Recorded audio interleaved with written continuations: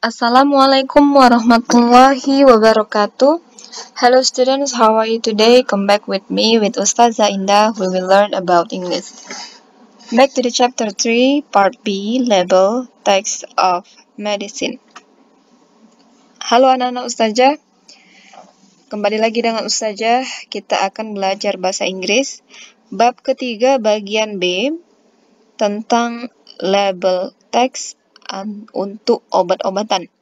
Nah, kemarin kita sudah belajar tentang text label untuk makanan atau minuman. Nah, hari ini kita akan belajar text label yang untuk obat-obatan. Nah, sedikit berbeda ya.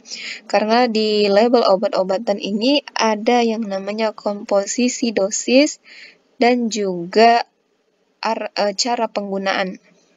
Ya.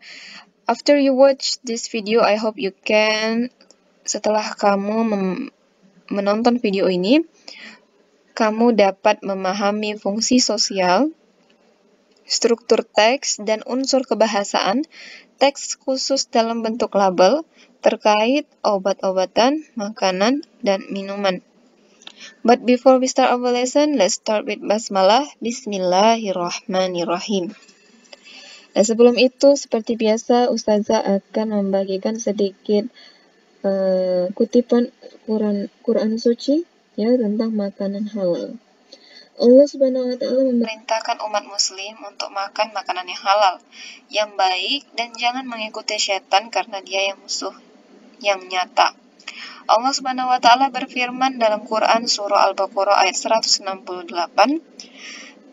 A'udzubillahi minasyaitonirrajim. Bismillahirrahmanirrahim.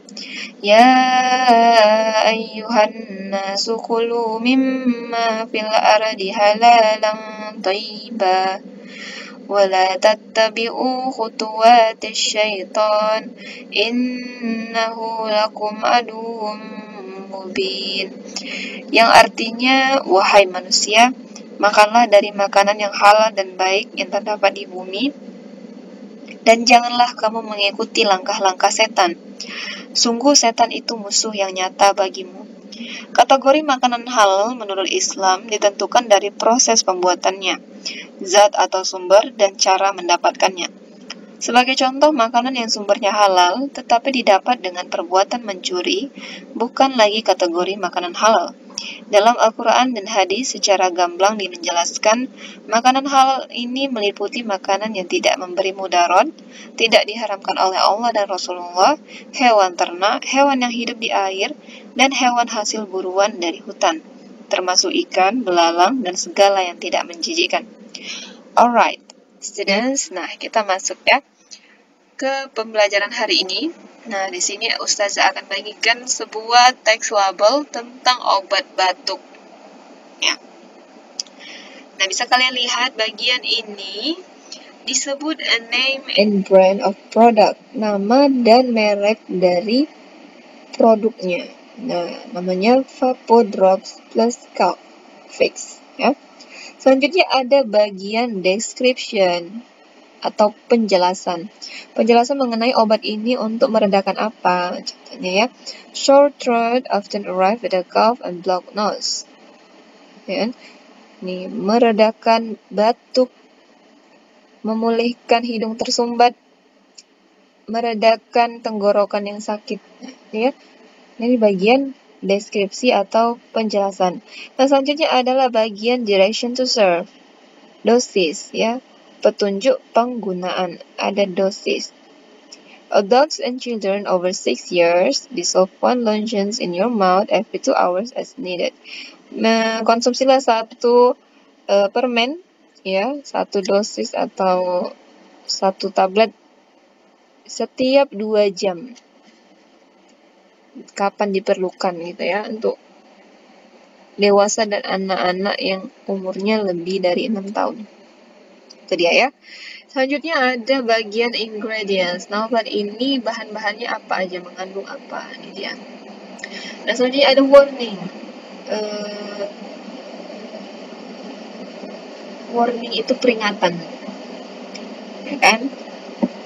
Jika gejalanya tetap ada, ya, tidak hilang, konsultasilah ke tenaga kesehatan yang profesional gitu ya. Jadi di sini ada yang namanya peringatan. Nah, selanjutnya ada bagian direction to store, petunjuk penyimpanan. Store below 25 degree Celsius. Simpanlah di suhu di bawah 25 derajat Celsius. Nah, obat-obat ini biasanya tidak boleh terkena langsung sinar matahari. Nah, mungkin mereka disimpan di tempat yang kering dan sejuk. Oke, sekarang perhatikan lagi text label ya tentang obatan. Nah, di sini disebut apa nih? Ya, name of product ya, nama produknya. Children's cold and allergy medicine, obat anak-anak untuk pilek dan alergi. Ya, di sini ada use, petunjuk deskripsinya. Digunakan untuk ini penggunaan for temporary relieves nasal congestion due to the common cold, hay fever, or other upper respiratory allergies, or associated with sinusitis. Untuk meredakan gangguan pernapasan yang disebabkan pilek, demam, dan alergi pernapasan atau yang berhubungan dengan sinusitis. Yang kedua, dapat meredakan gejala yang disebabkan demam atau alergi rinitis sebagai berikut. Hidung pilek, bersin, gatal pada hidung atau tenggorokan, gatal-gatal, dan mata berair. Yang ketiga, for temporarily restore free breathing through the nose. Dapat mengembalikan ya bernafas dengan lancar ya melalui hidung. Artinya dapat meredakan hidung tersumbat.